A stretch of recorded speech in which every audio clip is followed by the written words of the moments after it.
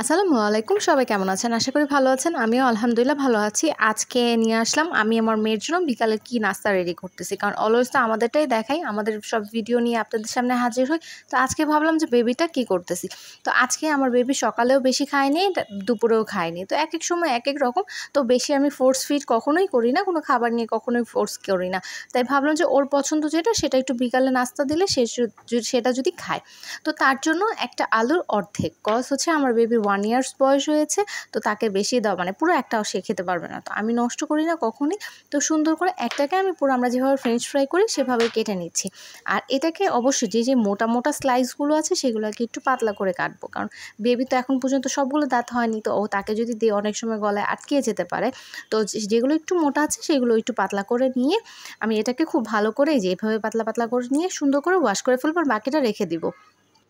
তো ওয়াশ করার পরে তো আমি হচ্ছে এটা গরম পানিতে রেখে দিয়েছিলাম, গরম পানিটা চুলায় দিয়ে। তো তার ভিতরে আমি ওয়াশ করে এটাকে সুন্দর করে এখানে দিয়ে অল্প একটু সামান্য লবণ, যেহেতু 1 ইয়ার প্লাস হয়ে গেছে, তো সামান্য একটু লবণ দিয়ে এটাকে খুব ভালো করে সেদ্ধ করব।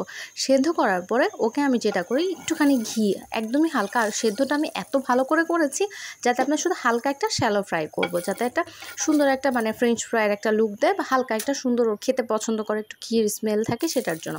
তো এই দেখেন এমন নরম হয়ে গিয়েছে যে কয়েকটা ভেঙে গিয়েছে। তো এই দেখেন ভেঙে গিয়েছে। তো এরকম একটা সেদ্ধ হওয়া লাগবে যাতে ও ইজিলি এটাকে খেতে পারে। আর বেশি পোড়া পোড়া হওয়া যাবে না, তাহলে কিন্তু পোড়াটা খেতে পারবে না। বাচ্চাদের জন্য পোড়াটা খুব ভালো না। তো আমি আমার বাচ্চার জন্য মানে যখন যেটা পছন্দ করে, আলুতে কার্বোহাইড্রেট বেশি, তো ওর কার্বোহাইড্রেটটা বেশি খেলে প্রবলেম হয়। তাই আমি উইকলি 1 বার বা 2 বার সর্বোচ্চ ওকে আমি হচ্ছে ফ্রেঞ্চ ফ্রাই বা হচ্ছে ওর খাবারের ভিতরে একটু আলুটা দিই। আর গাজরে যেহেতু ওর কার্বোহাইড্রেট প্রচুর পরিমাণে, আর ডক্টর ওকে গাজরটা টোটালি নিষেধ করে দিয়েছে, কারণ অনেক বাচ্চাদের কার্বোহাইড্রেট বেশি হলে প্রবলেম হয়। আমার বাবুর কার্বোহাইড্রেট বেশি হওয়ার কারণে ওর একদম পুরো ফ্যাকাশে হয়ে যায়। তারপর হচ্ছে ওর শারীরিক অনেক ধরনের প্রবলেম হয়।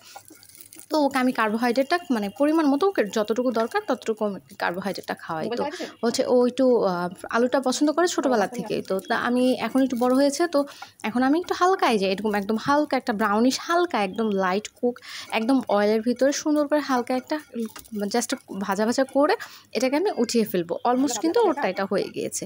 তো এটা উঠিয়ে ফেলে তো এরপর আমি যেটা করবো, আজকে স্ন্যাক্স ফ্রেঞ্চ ফ্রাইয়ের সাথে আরেকটু ঘি নিয়ে নিলাম। নেওয়ার পর 2টা চিকেন মিট বল দিয়ে দিব। তো চিকেন মিট বলটা আমি বাসায় বানাই। তো সেটার রেসিপি যদি জানতে চান অবশ্যই কমেন্ট বক্সে কমেন্ট করবেন, রেসিপি জানিয়ে দিব। তো এইটাতে হচ্ছে যে এটাও খুব সুন্দর করে লাইট কুক করব। আর এটা লাইট কুক করলেও কিনা এটা আমাকে অনেকক্ষণ কুক করতে হবে, কারণ এটা ভালোভাবে যদি এটা ফ্রোজেনটা না কাটে, তারপরে ভালোভাবে সেদ্ধ না হয়, তাহলে কিন্তু এটা খেতে পারবে না। ঠিক আছে। আর বাচ্চাদের খাবারটা কিন্তু একটু সেনসিটিভ। তো এটা কিন্তু আমিও সেম ঘি দিয়ে খুব ভালো করে অনেকক্ষণ এটাকে কুক করে নিতেছি। তো আমি আমার বাচ্চাকে সবসময় চাই যে হেলদি খাবারের জন্য। ও যদি দুপুরবেলা ঠিক মতো খায়, তাহলে ওকে আমি বিকালবেলায় যে কোনো একটা ফ্রুটস বা নাগেটস কিংবা মিট বল একটু দিয়ে দিই। আর যদি দেখি যে ও না খাচ্ছে, তখন একটু হচ্ছে আমি এই ধরনের একটু হেভি খাবারটা ওর জন্য একটু ট্রাই করি। তো একদম লাইট ওয়েট হওয়ার কারণে কিন্তু দেখেন একদমই কোনো তেল বা ঘি কোনো কিছু কিন্তু বোঝা যাচ্ছে না। আমি একটু সময় নিয়ে কুক করতেছি। তো এই যে আমার মেয়ের নাস্তা রেডি হয়ে গেছে, তো ওকে খাইয়ে দিই। আজকে আল্লাহ হাফেজ।